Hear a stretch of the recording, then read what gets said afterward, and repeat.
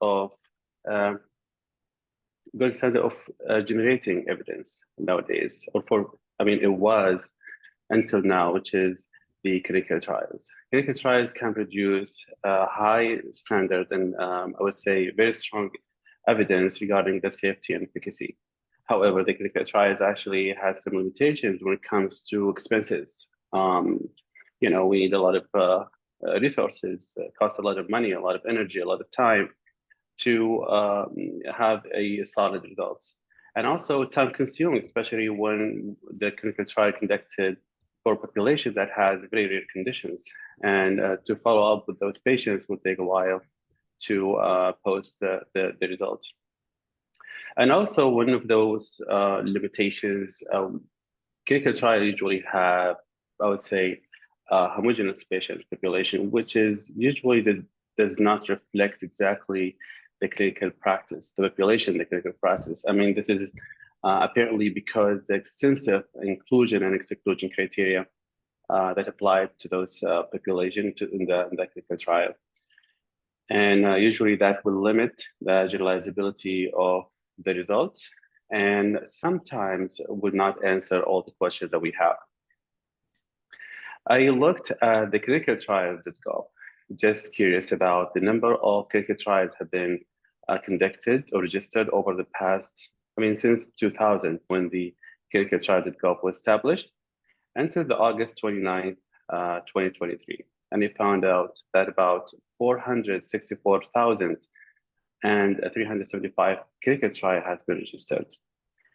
This is a huge number of clinical trials. There's a lot of money, a lot of time, a lot of energy has been spent for this clinical trial. But the shocking information is only about 12% of those trials actually has posted results. In other definition, those posted, I would say a clinical trial with completed results. They reach the primary endpoint and the secondary endpoint. So this is very low percentage when it comes, taking into consideration the budget has been allocated for to conduct those studies. And we searched about the main codes for, having that lower number of clinical trials to post those results. And we found out that main code is those clinical trials cannot be able to recruit the sufficient number of population. Because there's many factors for that, and we need maybe another hour to discuss it. And when it comes to numbers, 80% of clinical trials fail to reach enrollment timelines. Not only this, but about 50% only enroll one or no patients. So there's waste now in terms of time and term of cost. So that's why it's very important to have another source that actually will act as to supplement the data we have from the clinical trials. And we now see multiple or maybe several agencies around the world actually trying to accelerate the clinical research, trying to reduce the cost of the clinical research by implementing, by accessing the real world evidence. When it comes to pharmaceutical manufacturers and also the research organizations. So all they work together to have those, the real world evidence available and try to take the advantage of real world evidence to support or to generate the evidence for particular medication or particular product in the market. So what is the real world evidence? There's many definitions in terms, there's variation in definitions in terms of setting, countries, the purpose of collecting this real world evidence, but the most common definition is any data was collected outside the clinical trial. So this is the simplest definition. The clinical data could, the data could include clinical data from the hospitals, for example, related to electronic health record data, or maybe test results, the medication-related medications information, maybe that collected from the medication orders, or maybe from the pharmacy files in different healthcare settings, and also claims database usually those collected from the health insurance, whether there was a governmental or private health insurance um, company. And also the molecular profiling, family history, and mobile health actually now is an emerging source of real-world evidence. Environmental information, patients reported information that collected from the personal health records or personal event reporting or quality of life measures, all these sorts of real-world evidence as well. And also that includes also social media and literature. But so why do you think it's important to use the real-world evidence? Generally speaking, there's some advantages. So we can summarize the advantages in maybe 3 points. First, in the real-world evidence, we have the potential to collect more data from large number of patients with different background, with different, I would say, clinical characteristics, with different disease history, and so on. And also in the real-world evidence, also provide data for the patient for longer time. That we cannot see that in clinical trial. That's actually limited with a very short time period of time. And also the results, generated from the real-world evidence, usually it's more realistic than those in the clinical trial because it was collected from the clinical practice. So that makes the result more realistic. Now, if we ask how the real-world data are involved in the regulatory framework, so regulatory actually decision-making. The current status, actually, we can see that the pre-discovery and drug discovery phases, usually, I would say gradually they use real-world evidence. And also, most commonly in the post-marketing evaluation, the real-world evidence is considered to be, most of the data generated in that phase actually was generated from the real-world evidence, real-world data source. But the problem is now is when we focus in the clinical development phases, there's limited use of real-world data. That's understandable because most of the regulatory authorities actually, they are very responsible about the efficacy and safety of those medication before it gets to the patient. So there's many benefits of real-world evidence in drug development and regulatory decision-making. One is it will increase efficiency of generating evidence. Will be more evidence available. There will be, and also not only available, but also quicker available for the decision maker to take a decision about a certain medication.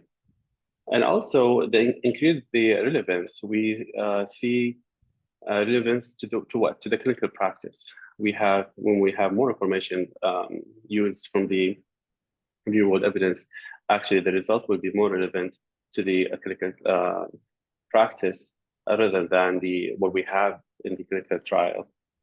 And also the increased access to the treatments, especially for those innovative treatment that be designated to treat patients with rare conditions. Having those real-world data will actually increase or enhance the access to those treatment. The fourth point is improved understanding of the safety. Understand that the post-marketing phase actually was, what we all know that the most data about safety after the drug been licensed, it's collected after the after medication gets to the market. But also we can get more information about safety at the early stage of clinical development as well when we have the real-world evidence. The last point, I think, is one of the most important points, is increased transparency. I think using real-world evidence would also, we're using data that is publicly available for the decision makers, and also for everyone who wants to get the information they want about the specific medication. Nowadays, we see that most of the clinical trials are actually funded by pharmaceutical companies. And apparently and logically, companies would not actually post any negative results about the medication. They only publish the positive result. But maybe using this information from real world evidence, we can we can confirm the result has been reported by those companies. Also, um, uh, if it's positive, we see like we can investigate or assess how positive and what population can be benefit from that medication. In terms of drug pricing and reimbursement policies, so this topic itself will take a very long time to discuss actually, but here, very important to think about, nowadays when you look at any HTA agencies in their application, when the pharmaceutical company wants to submit any product or any medication for to the HTA agencies, one of the requirements is the cost effectiveness information about that drug. So, the cost that I collected from the clinical trial actually is not accurate. It doesn't reflect the clinical practice setting at all, because you see the perfect environment in clinical trial, the close monitoring for the patients, and we cannot see that actually in the practice. So usually the cost collected from the clinical trial usually is very overestimated, and at the end would not provide a very valid or good or accurate cost-effective result. And also the effectiveness, we can get the effectiveness measured from patient from different background, from different disease background for any type of outcomes that was not collected in the clinical trial, but we can also collect it from the real world evidence. So this is how important the real world evidence in drug pricing. And also, the real world evidence can help identify patient population. I think this is very important for the payers. Payers usually they look for when they have a very expensive medication, they cannot approve the medication for any type group of patients. They look for the most patient who can benefit from those medication. So these reward data can help them to take decision about what to cover and what not to cover from those population. So now, if we want to take steps forward in using real-world evidence in regulatory standards, in the regulatory decision makings, we understand that we have data available now in the hospital, we have data in the primary care centers, we have data in the community pharmacy even. And each data source has different formats, different, I would say, structure. So it's very important to share those data first with, the decision makers, and also to share it, it has to be shared with the decision makers or also with the manufacturer themselves who wants to develop a new medication, but they don't have the data they want. And data harmonization, as I said, is when we have different data sources, we have complex databases. So it's very important to harmonize those data, so make it more useful. One important step that we have has to be taken. It's having a very advanced analytical methods to deal with the real-world evidence. Those of you who worked in any type of real-world evidence, observation studies, retrospective, or whatever, we always have problem with some of the limitations of those data. For example, like missing data. This is just an example, and we have some statistical methods to deal with that. However, whether those data maybe not enough for the decision makers to be able to take that type of data into consideration. So it's very important to find another way to deal with the limitations in the real world data to be able to make it like more acceptable to for the decision making.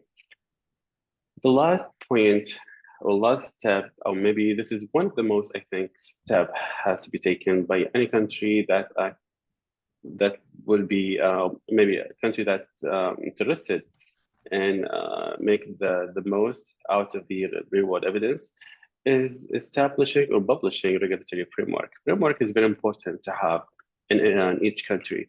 The regulatory framework has definitions about the real world evidence, how the real world evidence will be developed, how the real world evidence will be presented.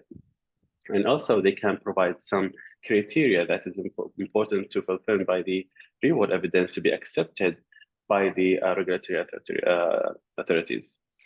So this is just an example to show you, like in different countries, availability of those documents, guidance, and frameworks to guide the decision making when they use the real world evidence in the country. So we have in China and in Taiwan and Japan and United States, of course, and Canada and Europe and United Kingdom. So I think I reached the last slide of my presentation. I hope not. Let's see. Yeah, thank you so much. Thank you very much, Dr. Zaid, for a very informative talk.